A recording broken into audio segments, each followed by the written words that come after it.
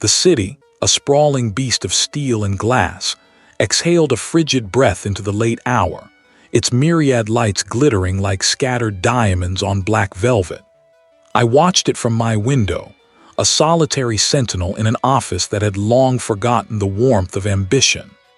Dust motes danced in the anemic glow of my desk lamp, illuminating stacks of forgotten files, monuments to minor betrayals and petty thefts. My own reflection stared back from the glass, a landscape of weary lines, eyes that had seen too much, too often, the shadows of old failures etched deep. The past, a relentless phantom, clung to me like a shroud, its whispers a constant drone beneath the hum of the distant traffic. I had tried to bury it, to drown it in cheap coffee and cheaper cynicism, but some stains never truly fade. The badge, once a beacon, now felt like a brand, a scar on my professional soul. A sharp, insistent ring shattered the quiet. My ancient desk phone, a relic from a different life, pulsed with an unwelcome vibrancy. Good news rarely sought me out these days. With a sigh that tasted of ash, I lifted the receiver. UserRH, I grunted, my voice a gravel road. "It's the captain," the voice on the other end said, clipped and familiar, cutting through the static of my solitude. "You seen the news?" I hadn't. "He was found him just an hour ago." The name hit me like a physical blow. Elias Thorne, the visionary.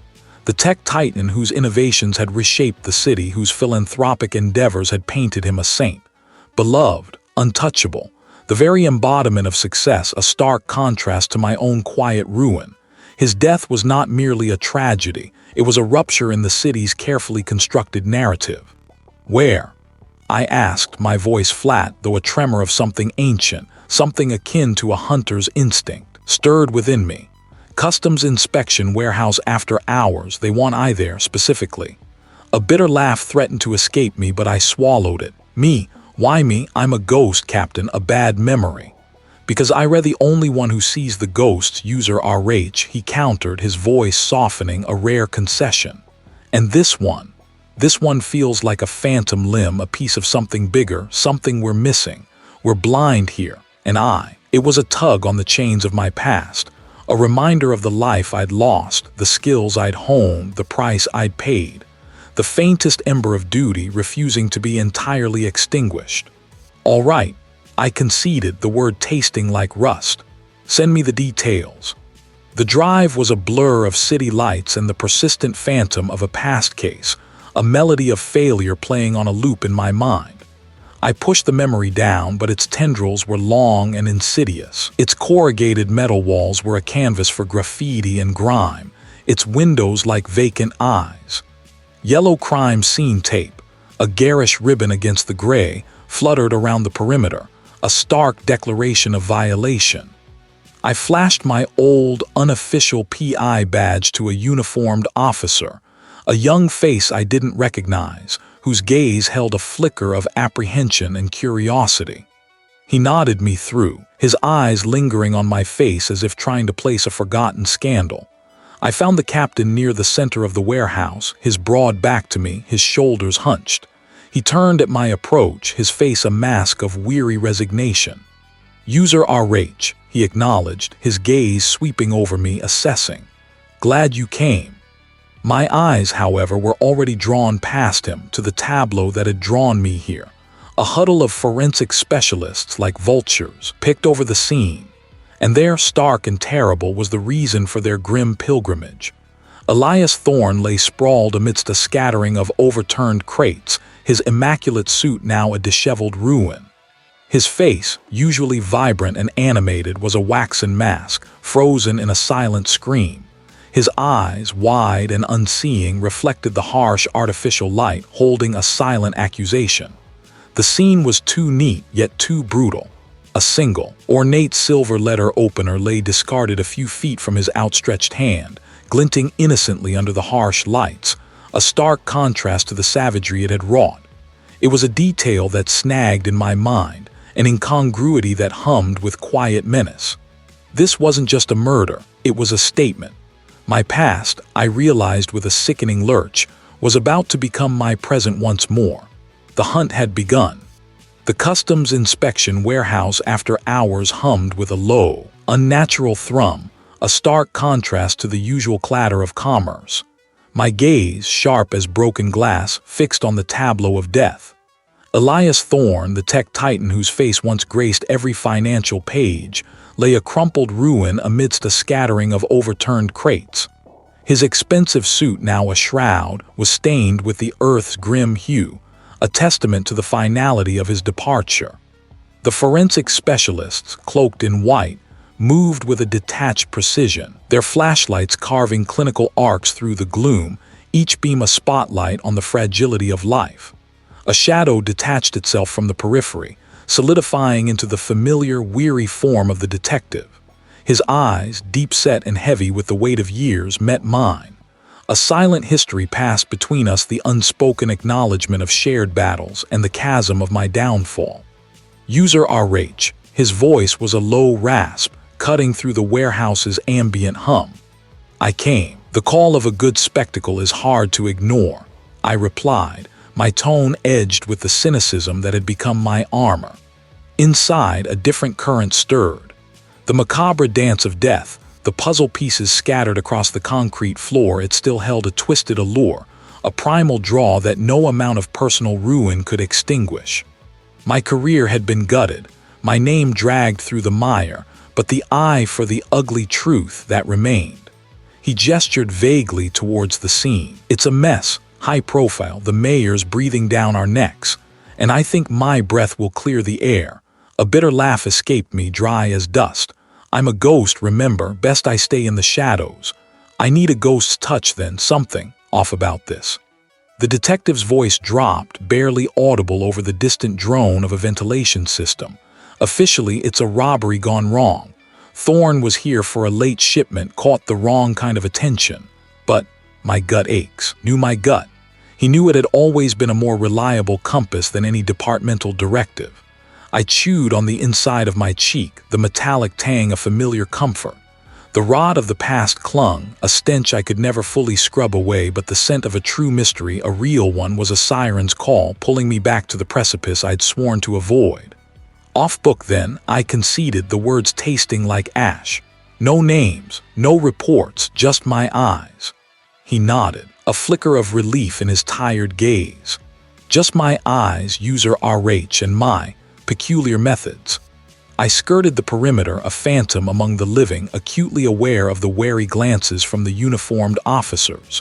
To them I was a pariah, a cautionary tale. But their disdain was a shield, allowing me to observe, unburdened by their protocols. Thorne lay face down, his right arm twisted at an unnatural angle. The crates around him, large wooden affairs stenciled with various tech company logos, were indeed overturned, their contents mostly microchips and circuit boards spilled across the floor like scattered bones. My gaze drifted, absorbing every detail. Dust motes danced in the light, a silent, swirling ballet. The air, usually thick with the scent of cardboard and diesel, now carried the faint, metallic tang of blood mingling with something else. A faint, acrid note, almost like ozone, but sharper. A uniformed officer, young and eager, was painstakingly cataloging the scattered contents of a crate near Thorne's feet. "Looks like a struggle, sir," he reported to a senior colleague, pointing to a scratch on the concrete. "He must have fought back." I stopped, a silent observer. The scratch was superficial, a mere graze, and Thorne's body, for all its awkward positioning, lacked the frantic disarray of a man fighting for his life. No deep gouges in the floor, no frantic smudges from a desperate hand. His expensive watch was still on his wrist, his wallet still in his jacket pocket, thick with cards and cash. A robbery gone wrong. It didn't quite fit. I knelt, ignoring the sharp glare from a nearby technician. My fingers, calloused from years of silent observation, hovered inches from Thorne's outstretched hand. His palm was open, facing upwards. It was smaller than a grain of rice, barely visible against his pale skin. No one else seemed to have noticed it. The forensic team was focused on the larger picture, the obvious wounds, the overall scene. I leaned closer, my breath shallow. The shard wasn't glass nor metal. It held a peculiar sheen, like obsidian polished to a fine edge, but with an unnatural, almost synthetic quality. And it was warm. Not body warm, but as if it had recently been exposed to significant heat. This tiny, overlooked fragment sang a different tune. It was a dissonant note in the symphony of a simple robbery, a crucial, overlooked detail that snagged at the frayed edges of my cynicism, pulling me deeper into the labyrinth. This wasn't just a murder. This was a message, and Thorne, the beloved tech CEO, was merely the first punctuation mark. The scratch, a mere crimson whisper on Thorne's pale skin, had been the first note in a dissonant symphony. It snagged at the edges of my mind, a detail too small to ignore, too precise to be accidental. No frantic scramble, no desperate gouges on the polished floor, just the stillness of a man caught unawares, his expensive watch still gleaming on his wrist. It spoke of professional execution, a silent whisper of a threat rather than a scream of struggle. This wasn't a random act of violence. It was a deliberate erasure. My office, a tomb of forgotten files and stale coffee, felt more stifling than usual. The city outside, a restless beast, hummed with its indifferent life. I traced the faded lines on a map of the financial district, Thorne's corporate fortress, Nexus Dynamics, a gleaming spearhead amidst the glass and steel. My gut, a weary oracle, pointed me there. I tapped into the network of the overlooked, the discarded, the ones who saw everything from the margins. A former security guard, now a weary night watchman at a forgotten storage facility, offered a tentative thread. He'd seen things, heard things, the kind of hushed conversations that clung to the air like smoke. He spoke of a project not by name, but by the fear it inspired. Controversial, he'd rasped, his voice a dry rustle of leaves. Something Thorne was pouring everything into, something about. My path led me not to the company's pristine towers, but to the industrial underbelly where its secrets might be stored or moved. It was a sprawling concrete leviathan, a place where the world's goods arrived, were scrutinized, and then vanished into the city's veins. Dust motes danced in the anemic glow of a few bare bulbs, illuminating canyons of stacked crates. I moved with the practiced stealth of a predator, my senses sharpened by the tension that prickled my skin. I felt the weight of my past, the ghost of my disgrace, pushing me forward, a relentless current. I searched for anomalies, for anything that didn't belong. A fresh scuff on the floor, a recently disturbed pallet, the faint tang of ozone that hinted at powerful, recently used electronics. It was a painstaking hunt, a silent conversation with the inanimate objects that held their secrets close. Then I saw it, a cluster of crates, larger than the rest, tucked away behind a stack of industrial machinery. The seals on one of them, though expertly reapplied, bore a subtle imperfection, a minute tear in the adhesive that spoke of recent tampering. I knelt, my breath held captive in my chest. The crate was marked with a generic shipping label, but beneath a layer of grime I detected a faint, almost invisible symbol, a stylized serpent entwined around an infinity sign. This was it. This was where the data, the secrets, the dangerous ambition had been housed. The crate felt heavy with unsaid words, with the very weight of its hidden contents. As I began to examine the resealed edge more closely, a sudden, sharp intake of breath, not mine. The air behind me stirred, a ripple of movement too swift, too silent to be a rat. My instincts, honed by years of walking the razor's edge, screamed. I spun, a blur of motion, my hand reaching for the familiar weight at my hip.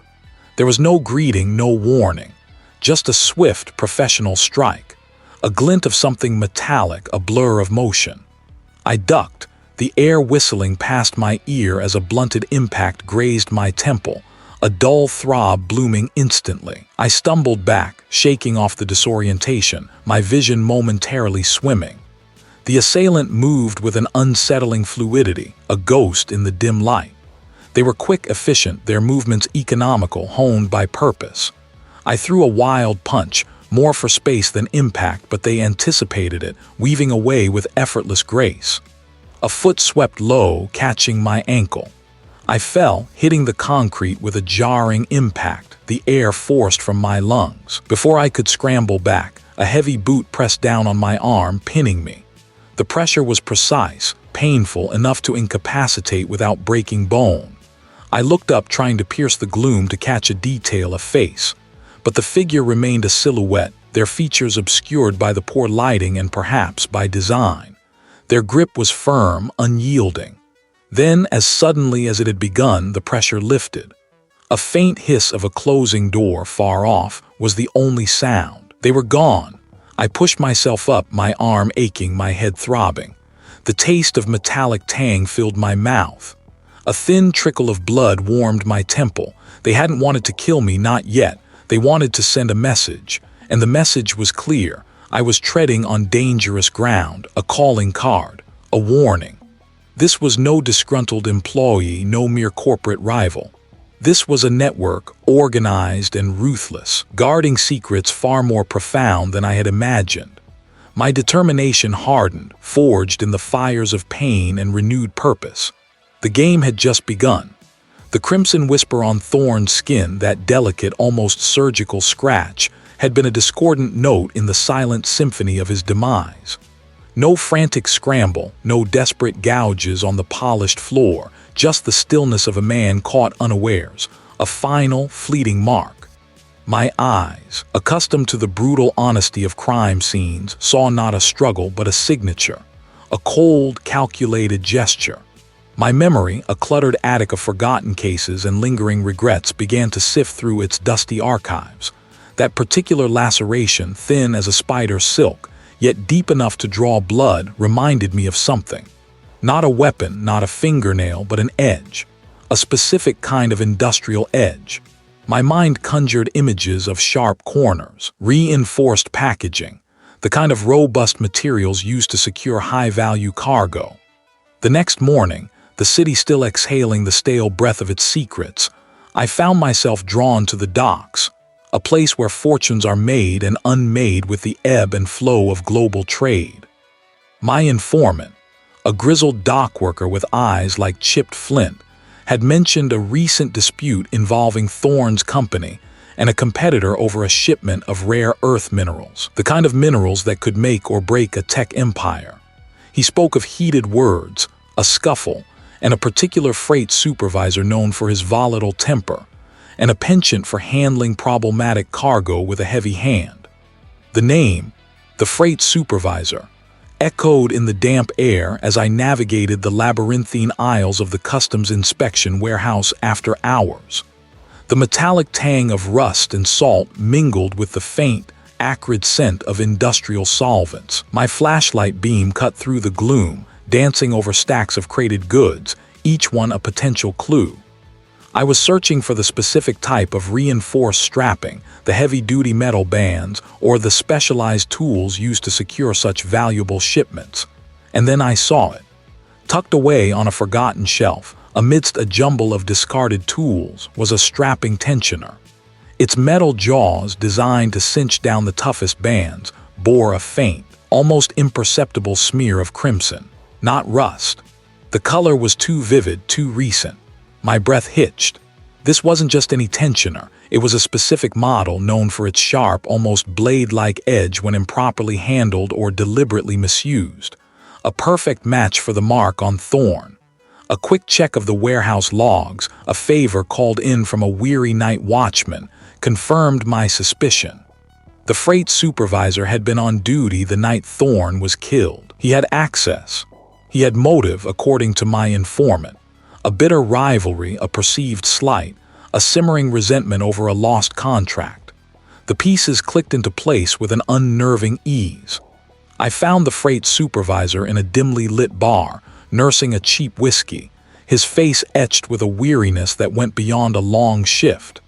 He was a hulking man, his hands calloused from years of physical labor, his eyes darting nervously when I approached. The air around him felt thick with unspoken anxieties. "We need to talk," I said, my voice low, cutting through the bar's drone. He flinched, his whiskey glass clattering against the scarred tabletop. "About what?" he mumbled, avoiding my gaze. "Thorne and a certain strapping tensioner." His face drained of color, leaving a pasty pallor. He tried to bluster, to deny, but the words caught in his throat. I laid out the evidence piece by painstaking piece. The scratch, the tensioner, the logs, the motive. He listened, his shoulders slumping, defeat settling upon him like a shroud. He said my kind was obsolete. He was going to cut me out, cut my whole crew out for some automated system. His confession was a flood of resentment, fear, and a twisted sense of self-preservation. He admitted to confronting Thorne, to a heated argument, to a moment of rage where the tensioner, held in his hand, became a weapon.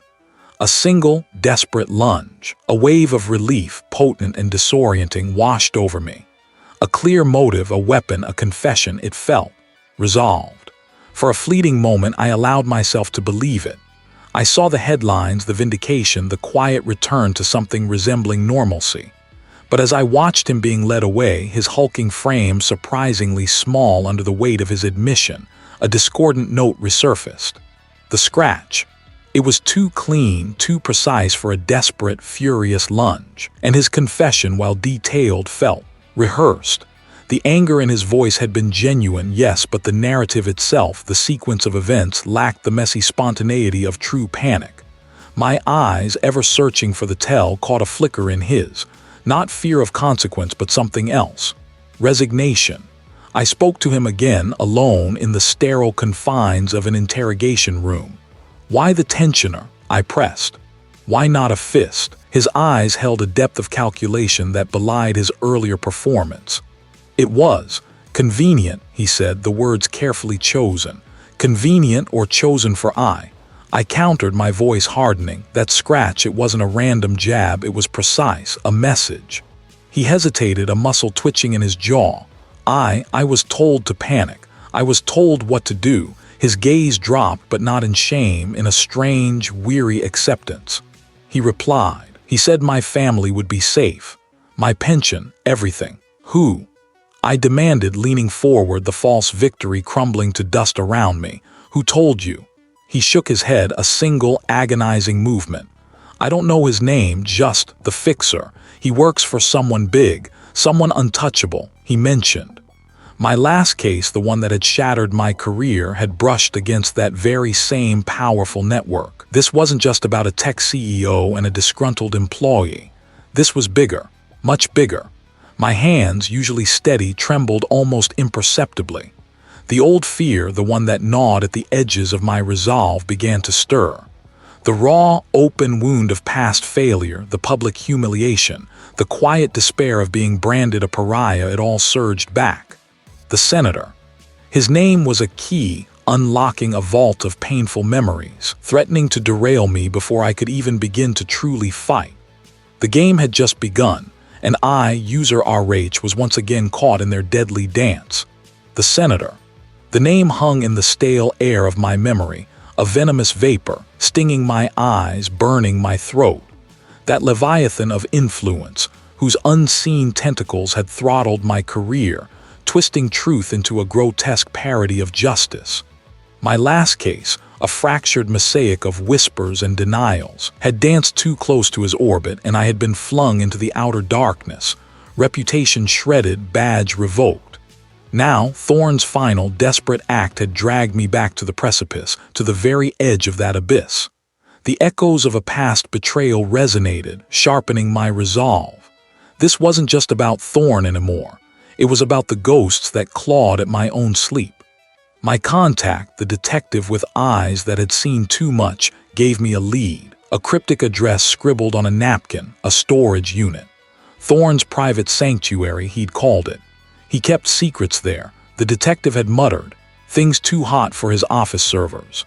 I found it tucked away in a forgotten industrial park, a steel shell amidst a graveyard of defunct machinery. Inside, a single battered server hummed softly, a digital heart still beating. Its contents were a labyrinth, encrypted layers guarding something significant. I spent hours hunched over it, my fingers flying across a borrowed keyboard, a ghost in the machine myself trying to coax out Thorne's final message. Then a breakthrough. A hidden directory labeled only Chimera, containing fragmented data logs, schematics, and correspondence. It wasn't about stealing data. It was about shaping it, twisting narratives, planting seeds of doubt, and fostering engineered consensus. And the architect behind its deployment, the ultimate beneficiary of its insidious reach, appeared to be the very network the senator commanded. The memory of my own downfall, the carefully constructed lies that had dismantled my reputation, solidified into a terrifying certainty. I hadn't just stumbled into a murder investigation. I had walked back into the very conspiracy that had ruined me. A digital ghost in Thorne's data hinted at a physical component, a crucial piece of hardware stored off-site. The air inside smelled of dust and forgotten cargo, a metallic tang clinging to the vast emptiness. My flashlight beam cut through the gloom, dancing over stacks of crated goods, their labels a jumble of foreign languages. Thorne's cryptic note had referenced a specific bay, a particular container marked with a faded red stencil. The silence was profound, broken only by the distant hum of unseen ventilation and the frantic beat of my own blood. My fingers traced the rough edges of a shipping manifest, matching the numbers Thorne had left. This was it. A large, unmarked crate pushed deep into a corner, almost swallowed by the larger official shipments. My pry bar groaned as I worked the fasteners, each metallic shriek echoing in the vast space, sounding impossibly loud. Inside, nestled amongst packing foam, was a sleek black server rack, unlike anything I'd ever seen. Its design was minimalist, almost alien, pulsing with a faint internal blue light. This was a core component of Chimera, I realized, a physical manifestation of Thorne's digital ghost. My hand froze, nothing. My pulse hammered a frantic rhythm against my ribs, a trick of the acoustics or something far more sinister. I waited, my breath held, every nerve strung taut. The silence stretched, thick and suffocating. Then a faint, almost imperceptible click from a distant corner.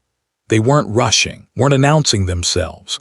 They were simply there, a silent sentinel watching. My heart clenched. They knew I was here. They knew what I was looking for. I didn't hesitate. This was no longer a warning, it was a hunt. I snatched a heavy wrench from the crate, my only weapon, and melted back into the labyrinth of stacked crates, my retreat swift and silent. They had found me. The hunt had become personal. I had to disappear to become a phantom myself, if I wanted to survive and uncover the truth. My phone, a burner I kept for emergencies, vibrated against my thigh. A message from an unknown number. They're watching I, UserRH. Thorne asked me to find I if he went silent. I can help. Meet me at the old docks midnight. Look for the yellow crane. The message was unsigned, but the precision, the timing, felt like Thorne's meticulous touch. At the abandoned docks, the air was thick with the scent of brine and decaying timber.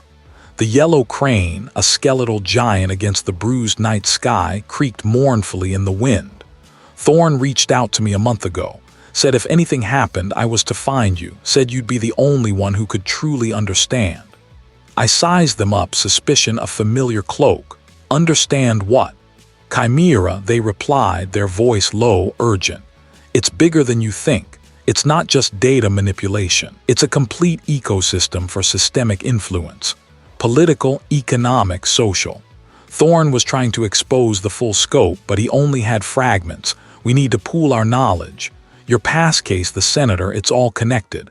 Thorne's files, my decryption skills. Together, we might see the full picture. I looked out at the churning black water. The city lights a distant, indifferent glow. No more playing by the rules. The game had changed. The air in the customs inspection warehouse after hours tasted of salt and forgotten freight, a metallic tang that settled on my tongue.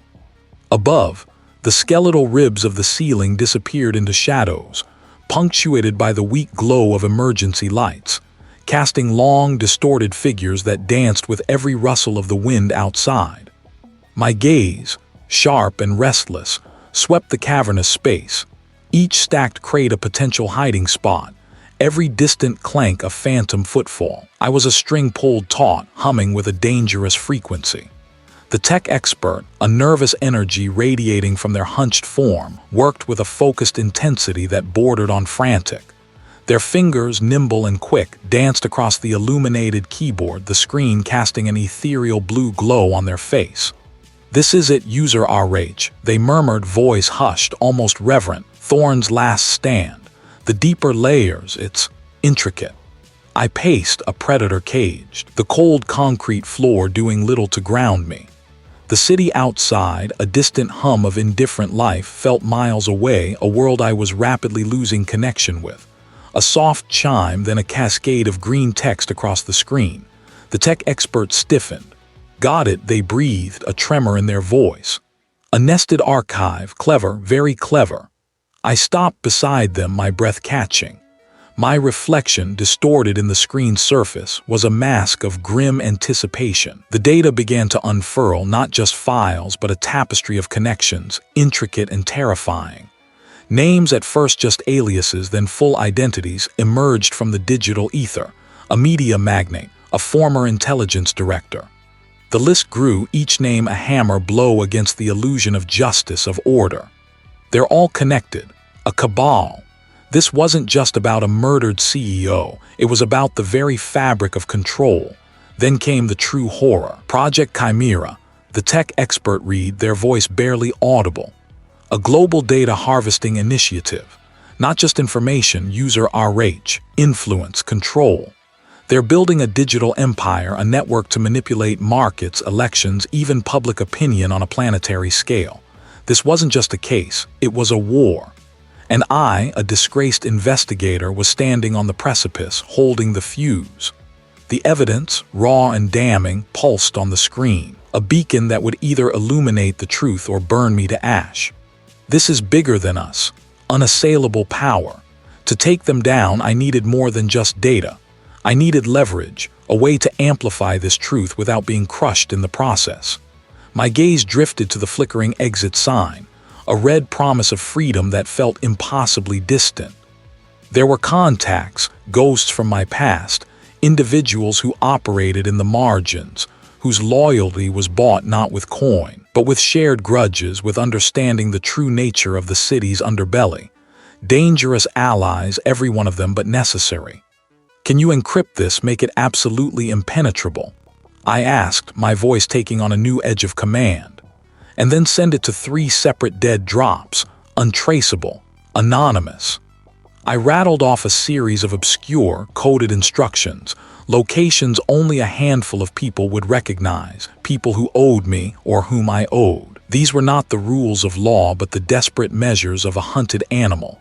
The tech expert nodded, their eyes wide with the enormity of what they were doing. "It'll be done. But UserRH, once this is out, there's no going back. They'll know we have it. They already know," I countered, the truth a bitter taste. "They just don't know how much, or who else might be listening." The risk was immense, the sacrifice potentially everything. My name, my freedom, perhaps even my life. But the alternative, letting this cabal continue their insidious march towards global control, was unthinkable. I pulled out my old burner phone, a relic from a different life, its battery indicator a single, struggling bar. One call, one last desperate gambit to bring down giants. The number I punched in was an ancient memory, a string of digits etched into a part of my mind I had tried to forget. The ringing echoed in the vast warehouse, each pulse a drumbeat towards an uncertain future. My heart, no longer pounding, beat with a slow, deliberate rhythm, a war drum. "It's UserRH."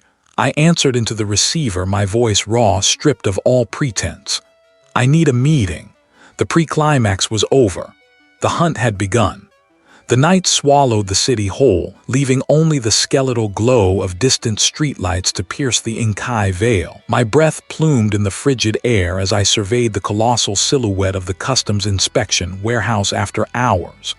Its corrugated metal skin, scarred by years of salt wind and neglect, rose like a forgotten leviathan against the bruised sky. This was the maw of the beast, where the city's true rot lay hidden, disguised amongst the mundane flow of commerce. The main gates were formidable, a testament to the illusion of security. But I wasn't looking for the obvious. Years ago, during a series of high-profile smuggling busts, I'd learned the warehouse's true pulse, the weak points, The forgotten access panels, the blind spots in its aging surveillance. A rusted service door, tucked away behind a stack of empty pallets, yielded with a groan that seemed to echo my own weariness. The lock, a cheap replacement, was a mere whisper against my practiced picks. A click, a soft push, and the scent of dust, damp concrete, and forgotten cargo enveloped me. Inside, the silence was absolute, save for the drip of condensation somewhere far off and the faint hum of unseen machinery. My flashlight beam cut through the gloom, painting distorted shadows across towering stacks of crates and shrouded machinery. The air hung heavy, thick with the ghosts of 1,000 journeys, 1,000 secrets. Each step was a calculated risk, my boots echoing too loudly on the concrete floor. This wasn't just about exposing a murder. It was about tearing down a structure built on lies, a network that had corroded the city from its very core. I found the container, nestled amongst a dozen others, its stark white exterior a stark contrast to the grime of the warehouse. A faint, rhythmic whirring emanated from within, too consistent for a standard refrigeration unit. My fingers, steady despite the tremor in my chest, worked the heavy latches. The seal broke with a sharp hiss, and I pulled open the door. Inside, it wasn't ice or crates of fruit. It was a makeshift server room. Racks of blinking lights hummed with a sinister energy, cables snaking across the floor like digital serpents. A single laptop sat on a makeshift table, its screen glowing faintly. This was it, the nerve center. My fingers flew across the keyboard, connecting my encrypted drive, initiating the data transfer. The progress bar crawled, an agonizing measure of time and escalating danger. I had barely reached 40% when a voice, smooth as polished obsidian, sliced through the humming quiet. A rather desperate gambit, UserRH. The voice purred, echoing in the confined space. I spun, pistol raised, the beam of my flashlight momentarily blinding the figure standing in the container's doorway. A faint smile playing on his lips. Such predictable heroism. Predictable, perhaps. I countered, my voice steady, but effective. The transfer is nearly complete. Even if a fraction of that data escapes, it will be dismissed as the ramblings of a disgraced pariah. No one will believe I. They won't have to, I responded, my gaze unwavering. The data speaks for itself, and I didn't send it to a journalist. I sent it to every major regulatory body, every oversight committee, every intelligence agency that still believes in justice. An anonymous dump, untraceable, unstoppable. A muscle twitched in his jaw. A foolish move. One, a brute with a shaved head, lunged for the laptop. The other, swifter, came for me. The second attacker was on me then, a whirlwind of trained fists and feet. I blocked, parried, the old instincts flaring to life, a brutal dance I thought I'd forgotten. A glancing blow to my temple sent stars exploding behind my eyes, but I pivoted, using his momentum against him, slamming him into the server rack. Sparks flew, and the hum of the machines faltered. Stop him, the architect roared, his composure finally breaking. My eyes darted to the laptop. 98%, 99. The enforcer, recovering, tackled me, sending us sprawling amidst the cables. My pistol skittered across the metal floor. A sharp pain lanced through my ribs as he landed a heavy blow. I gasped, struggling for air, but my gaze was fixed on the screen. A familiar shape, a colleague from my past, a face I had foolishly trusted. He held a device, small and sleek, aimed at the architect. I wouldn't, the newcomer said, his voice devoid of emotion. The entire warehouse is rigged. One shot and it all goes up. Betrayal, the word echoed in the confined space. Not against me, but against the architect. The true architect, it seemed, had many layers. My head swam, the pain in my ribs a dull throb. The data was out, but the cost, I realized, was far from fully paid. My freedom, my reputation, perhaps even my life, they were all now coins in a game far larger than I had ever imagined. The warehouse, once a place of secrets, now felt like a cage. And I, UserRH, was caught in its unforgiving steel jaws. Betrayal. The word echoed in the confined space of the customs inspection warehouse after hours. a cold chime against the metallic tang of the air. My head swam, each beat of my pulse a dull throb against the cracked landscape of my ribs. The true architect, it seemed, had many layers, a nesting doll of deceit. My vision blurred for a moment, then sharpened on the figure who now stood before me, not the one I had pursued through the city's underbelly, but a newer, slicker shadow. "You're a persistent ghost, UserRH," the financier drawled, their voice a silken thread unspooling in the vast, echoing chamber. The air, thick with the scent of dust and distant sea salt, seemed to press in, amplifying the tension between us. I knew them, of course. Not personally, but by reputation, a whisper in the halls of power, a name associated with quiet deals and insurmountable wealth. They had always been a phantom, a rumor of influence never quite solid enough to grasp.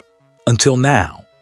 "And you," I countered, the words a rough rasp in my throat, "are a puppet master pulling too many strings." The financier offered a thin smile devoid of warmth. "A necessary evil, UserRH. The world requires order, and sometimes order must be imposed. The late CEO was disruptive. Too many questions, too much integrity for a world built on compromise." My mind, despite the pain, raced, piecing together the final fragments. The CEO's murder, the corporate espionage, the political corruption. It wasn't just a network, it was a carefully constructed edifice, and the financier was its foundation. The architect I had been chasing, the one who orchestrated the initial killing, was merely a tool, a disposable pawn in a much grander game. The betrayal wasn't against me. It was the slow, insidious turning of one conspirator against another, a cannibalistic feast among the powerful. The architect had been set up to fail, to take the fall, leaving the true power brokers untouched. "You used them," the financier conceded with a shrug that spoke volumes of their callous indifference. "They became too visible, their methods unsophisticated. The CEO had stumbled upon the full scope of our operation, the illicit data streams, the manipulated trade routes, the deep-seated political endorsements we've cultivated for decades. They were going to blow it all open. We couldn't allow that. And the architect, bless their ambition, thought they could leverage their position for more power. A grave miscalculation." The words hung heavy, each one a nail in the coffin of my understanding. The entire convoluted dance, the chase through the city's underbelly, the near-fatal encounters, all of it had been a distraction, a carefully crafted smokescreen to protect this individual, this financier, and the vast, intricate web they commanded. My own past, my disgrace, had made me a perfect, overlooked piece on their board. "You thought I'd just be another loose end to tie up," I rasped, pushing myself upright against a stack of sealed crates, the cold metal seeping through my jacket. The financier's eyes, like chips of obsidian, watched me, assessing, calculating. "You were meant to disappear, UserRH. Your reputation precedes you, a discredited detective, a convenient scapegoat should things unravel. But you, it seems, prefer the role of the wrecking ball." A faint, almost imperceptible hum reached my ears, a vibration through the concrete floor. Not the warehouse's usual drone, but something else, something I had been waiting for. My hand, trembling slightly, moved to the subtle bulge beneath my lapel. My own betrayal, perhaps, but a necessary one. "And you, financier," I added, a slow smile spreading across my bruised face, "prefer to monologue. A common flaw among those who believe themselves untouchable." The financier's composure wavered, a flicker of irritation in their eyes. "What are you talking about?" "This entire conversation," I explained, my voice gaining strength, "has been quite illuminating for everyone listening." A sharp, metallic clang echoed from the far end of the warehouse, followed by the distinctive bark of orders. The financier's head snapped towards the sound, their face contorting into a mask of sudden fury.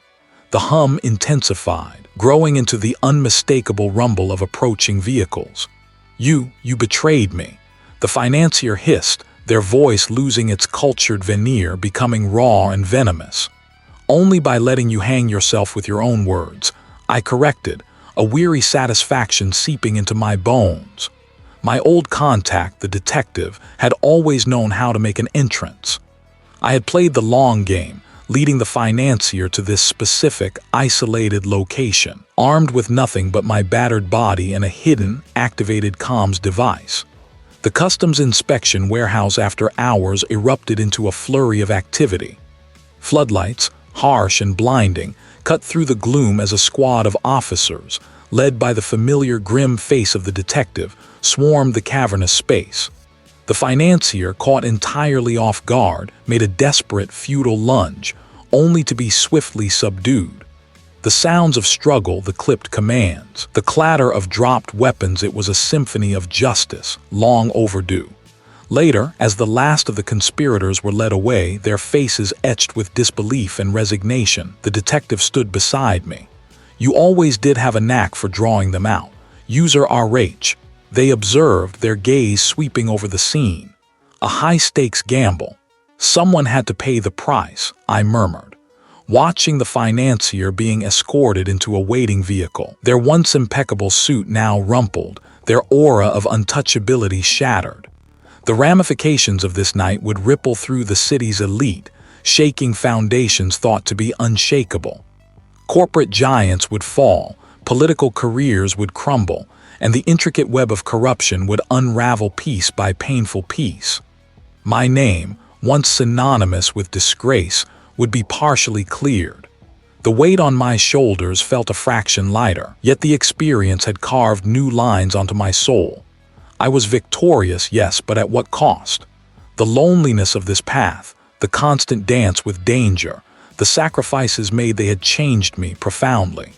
The cynicism remained, a bitter undercurrent, but now it was tempered by a weary understanding of the depths of human avarice.